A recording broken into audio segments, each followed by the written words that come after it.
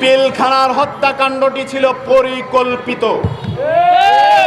আজকে পিডিআর সদস্যদের উপরে চাপিয়ে দেওয়া হচ্ছে। তার একটি নমুনা আমি বলে দিচ্ছি। পৃথিবীর কোন পিলখানায় কোন সেনা ঘাঁটিতে একসাথে অস্ত্র এবং গোলাবারুদ থাকে না। তাহলে গোলাবারুদ আর অস্ত্র কিভাবে এক হলো? সেই সময়ের যারা সেনা কর্মকর্তা ছিল, যাদেরকে হত্যা করা হয়েছে, তাদের একজনও কেন আজকে বেঁচে নেই? আমরা শুনতাম তাদের মুখে কি ঘটেছিল সেদিন, আমরা কেন সেটি শুনতে পারলাম না? আমরা আর একটি বিষয় জানি, ওই সময়ে যারা সেখানে উপস্থিত ছিল, যারা এই হত্যাকাণ্ডটি ঘটিয়েছিল, তাদের শরীরে কাদা মাখা ছিল। আমি বলতে চাই, পিলখানার এমন কোন জায়গা আছে যেখানে কাদা ছিল? আমি আবার বলতে চাই, তাদের হাতে লাল পইতা ছিল, যেগুলো ভারতীয় রয়ের এজেন্টদের হাতে থাকে, ভারতীয় মানুষদের কাছে থাকে। সেই পইতা কিভাবে সেই বিডিআর সদস্য আর সেনা সদস্যের হাতে আসলো? আমি জানতে চাই, 5 ঘন্টা পর কেন হাসিনার পালাকুত্তারা সেখানে প্রবেশ করলো? সেনাবাহিনীর সদস্যরা সেখানে ঢুকতে চেয়েছিল, তাদেরকে কেন ঢুকতে দেওয়া হলো না? আমি বলতে চাই, তারা যদি আজকে ঢুকতো, হয়তো একজন সেনা সদস্য বেঁচে ফিরতো। তাদের কাছ থেকে আমরা জানতে পারতাম সেদিন কি ঘটেছিল।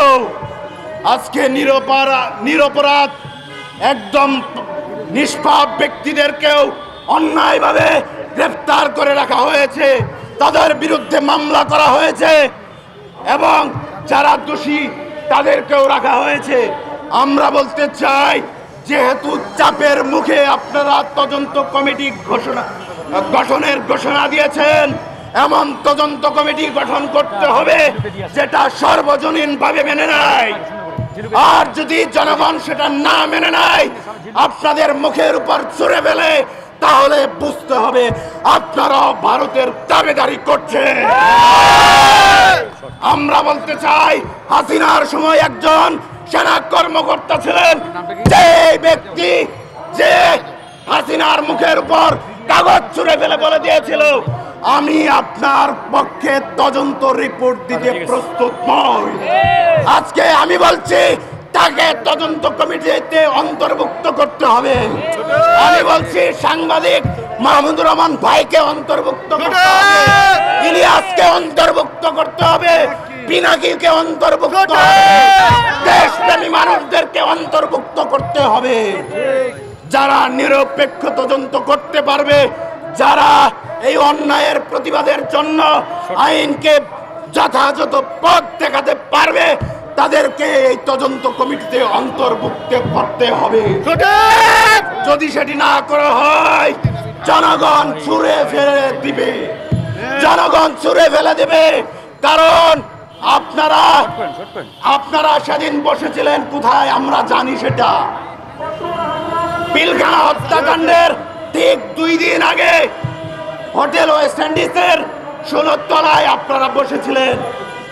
আমি আরো পরিষ্কার করছি, আওয়ামী লীগের যুগ্ম সাধারণ সম্পাদক মির্জা আজমের নেতৃত্বে 23শে জানুয়ারি ওই হোটেল ওয়েস্ট ইন্ডিজে বসে ভারতের হাই কমিশনের সাথে আপনারা কি করেছেন সেটি আমরা জানতে চাই।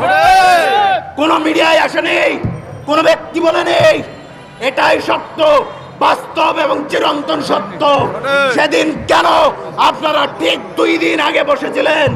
কি এমন আলোচনা হয়েছিল যার পরেই আমাদের বিডিআর ভাইদেরকে শেষ করে দেওয়ার একটি নীল নকশা করা হয়েছিল? বন্ধুগণ, সর্বশেষ একটি কথাই বলতে চাই, সুষ্ঠু তদন্ত করতে হবে, সঠিক বিচার করতে হবে, নির্দোষীদেরকে অবিলম্বে মুক্তি দিতে হবে।